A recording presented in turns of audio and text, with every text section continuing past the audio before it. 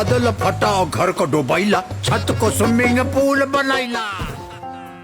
ঘড়িতে সময় ভোর 4:14। চারদিক নিস্তব্ধ, কিন্তু জেগে আছেন বলিউড শাহেনশাহ অমিতাভ বচ্চন। কাজের চাপ, শুটিং এর ব্যস্ততা আর দায়িত্ব সব মিলিয়ে ঘুম এখন তার কাছে এক ধরনের বিলাসিতা। নিজের ব্লগেই জানালেন কাজের স্বার্থেই নির্ঘুম রাত কাটাচ্ছেন তিনি।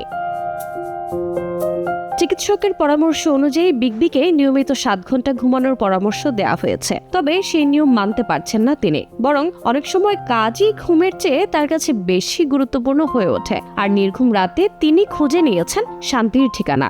নরম সুরের ক্লাসিক্যাল মিউজিক, সেতার আর স্লাইড গিটারের ধ্যানমগ্ন মন্থর সুর, এসবই তাকে দেয় আত্মার প্রশান্তি। অমিতাভ মনে করেন এই সুর এমন এক অদৃশ্য সুতো যা আত্মাকে ঈশ্বরের সঙ্গে বেঁধে রাখে।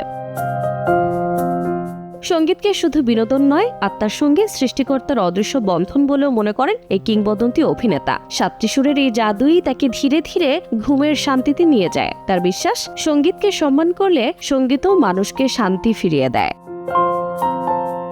কাজের দিক থেকেও থেমে নেই অমিতাভ বচ্চন। খুব শিগগিরই তাকে দেখা যাবে কালকি 2898 এর সিকুয়েলে অশ্বত্থামা চরিত্রে। পাশাপাশি রয়েছে কোর্টরুম ড্রামা সেকশন 84।